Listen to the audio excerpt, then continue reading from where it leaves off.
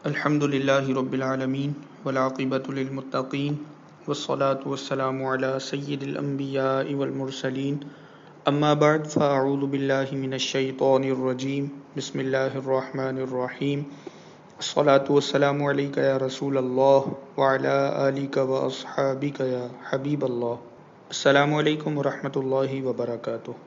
اللہ تبارک و تعالی نے ہمیں عقل و شعور کی نعمت سے نوازا ہے، ہمارے اندر جذبات اور احساسات کو پروان چڑھایا ہے، جس سے ہم زندگی کی خوشیاں اور غم محسوس کر سکتے ہیں۔ سمندری لہروں کی طرح انسان کے جذبات میں بھی اتار چڑھاؤ کا عمل دخل رہتا ہے۔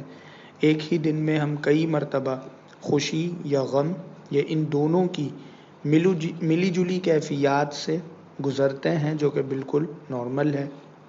بعض دفعہ حالات و واقعات ہمارے دل و دماغ پر کچھ اس طرح سے اثر انداز ہوتے ہیں کہ ہم بے چین سے ہو جاتے ہیں، ایک عجیب سی فکر یا خوف لاحق ہو جاتا ہے، دل کی دھڑکن تیز ہو جاتی ہے، سانس پھولنے لگتی ہے، بدن میں کپکپاہٹ سی ہوتی ہے، ماتھے پہ پسینہ آتا ہے، پٹھوں میں تناؤ محسوس ہونے لگتا ہے۔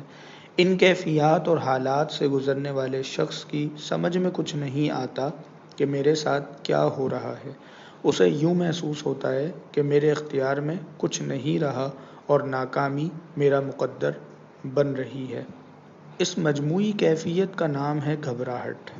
زندگی کے کئی موقعوں پر ہمارے ساتھ ایسا ہوا ہوگا، مثلا امتحان سے پہلے یا کسی ضروری میٹنگ کے موقع پر یا فلائٹ یا کسی بھی گاڑی بس وغیرہ کے لیٹ ہوتے وقت۔ اس طرح کی گھبراہٹ بالکل نارمل ہے، بلکہ بعض دفعہ تو ایسی گھبراہٹ فائدہ مند ثابت ہوتی ہے، کیونکہ آپ چوکنے ہو جاتے ہیں اور آپ کی کارکردگی میں بہتری آتی ہے۔ بہرحال گھبراہٹ کے بارے میں یہ بات ذہن نشین کر لینی چاہیے کہ اگر کوئی شخص ایسی پس پردہ گھبراہٹ میں مبتلا ہو جس کی وجہ سے روزمرہ زندگی کے معمولات پر کوئی منفی اثر نہیں پڑتا، مثلا کام کاج، ازدواجی زندگی، لوگوں سے میل جول، بات چیت کرنا، لین دین اور دیگر معاملات اچھے انداز میں پورے کرتا ہو، تو پھر یہ پس پردہ گھبراہٹ بھی ہمارے لیے نارمل ہے۔ اب آتے ہیں ایسی گھبراہٹ کی طرف جو ہماری روزمرہ زندگی کو متاثر کرتی ہے، جس کی وجہ سے ہم اپنی ذمہ داریاں پوری نہیں کر پاتے اور کچھ زیادہ ہی دوسروں کے آسرے پر رہتے ہیں۔ گھبراہٹ بذات خود بیماری نہیں، بلکہ جیسے سر درد کی کئی وجوہات ہوتی ہیں، ایسے ہی یہ گھبراہٹ بھی ایک علامت ہے جو مختلف بیماریوں کی وجہ سے ظاہر ہوتی ہے۔ گھبراہٹ کی مختلف وجوہات ہیں، جن میں نفسیاتی امراض مثلا ڈپریشن، ذہنی دباؤ، فوبیا، وسوسوں کی بیماری، کسی بڑے حادثے کی وجہ سے ذہن میں پیدا ہونے والا دباؤ، جسمانی امراض مثلا کینسر، جوڑوں کا درد یا دل کی دھڑکن کا اچانک سے بہت تیز ہو جانا وغیرہ۔ لہٰذا اگر مریض اپنے آپ کو گھبراہٹ کا شکار پاتا ہے تو وہ کسی ماہر نفسیات سے رجوع کرے۔ ماہر نفسیات کو بھی چاہیے کہ وہ گھبراہٹ کی مکمل تشخیص کرے اور بیماری کی جڑ تک پہنچے۔ بعض اوقات مریض عام ڈاکٹر کے پاس چلا جاتا ہے اور ڈاکٹر بھی فیس کی وجہ سے اپنی پروفیشنل گائیڈ لائنز کو پس پردہ ڈال کر مکمل تشخیص کے بغیر ہی علاج شروع کر دیتے ہیں۔ گھبراہٹ کے بہت سارے علاج موجود ہیں۔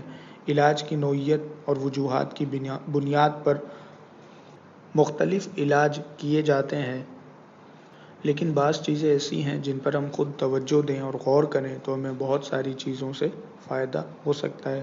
مثلا سب سے پہلے اپنی آپ کی کیفیات کا جائزہ لیں۔ کون سے ایسے عناصر ہیں جو آپ کو بے چین کرتے ہیں؟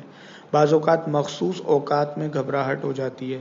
اس ضمن میں اگر آپ اپنی کیفیات ڈائری میں لکھنا شروع کر دیں تو آپ اپنے مسئلے کو سمجھنے کا آپ کو ایک اچھا موقع ملے گا۔ مثلا ایک کالم میں وقت لکھیں، دوسرے میں اپنے جذبات اور محسوسات، اور تیسرے کالم میں اپنے ذہن میں چلنے والی سوچیں تحریر کریں، اور چوتھے کالم میں وہ حالات و واقعات جن کے سبب آپ گھبراہٹ کا شکار ہیں۔ جتنا آپ ان محرکات کو سمجھیں گے اتنا ہی آپ کو خود اپنا علاج کرنے میں کامیابی حاصل ہوگی۔ جن مسائل یا مشکلات کا آپ کو سامنا ہے ان کی درجہ بندی کریں۔ مثلاً جو مسائل آسانی سے حل ہو سکتے ہیں ان کو پہلے حل کرنے کی کوشش کریں، اس سے آپ کو اعتماد حاصل ہوگا اور گھبراہٹ میں کمی آئے گی۔ اگر آپ مسئلے کو گمبھیر سمجھ کر چھوڑ دیں گے تو اس کا بوجھ آپ کے ذہن پر پڑے گا اور پہاڑ کی طرح وہ آپ پر حاوی ہو جائے گا اور آپ گھبراہٹ کی چکی میں پستے چلے جائیں گے۔ سونے، جاگنے، کھانے پینے اور عبادت کی ایک روٹین ہونی چاہیے۔ اس ضمن میں 5 وقت باجماعت نماز ادا کرنا آپ کی زندگی میں ایک بہترین روٹین اور مثبت تبدیلی لا سکتا ہے۔ ذکر و اذکار، تلاوت قرآن اور درود پاک کا معمول آپ کی گھبراہٹ کو بہت حد تک کم کر سکتا ہے۔ ورزش کا گھبراہٹ دور کرنے میں بنیادی کردار ہے۔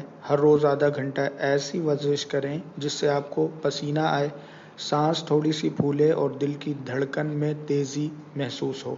اسٹریس یا گھبراہٹ کی وجہ سے جو تناؤ بدن میں آ جاتا ہے، ورزش کے ذریعے یہ بالکل ختم ہو جاتا ہے۔ اپنے ہمدردوں سے ان پر بوجھ بنے بغیر مناسب انداز میں مدد طلب کریں۔ آپ ان سے اپنے وہ جذبات اور احساسات شیئر کریں جن کی شریعت بھی اجازت دیتی ہو۔ اس سے بھی آپ کی گھبراہٹ میں کمی ہوگی۔ آپ کی زندگی میں جو مثبت چیزیں ہیں ان کی لسٹ بنائیں، روزانہ اس لسٹ کا مطالعہ کریں اور ان مثبت چیزوں پر اللہ کا شکر ادا کریں۔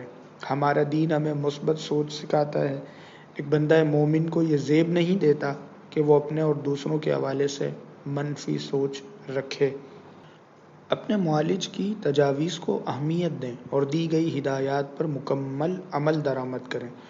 بعض مریضوں کو دوا کی بھی ضرورت پڑتی ہے۔ دوا کے حوالے سے عوام الناس میں یہ غلط تصور قائم ہے جس کی وجہ سے بہت سارے لوگ نفسیاتی امراض کی دوا نہیں لیتے، جس کی وجہ سے وہ ساری زندگی نفسیاتی مریض ہی رہتے ہیں۔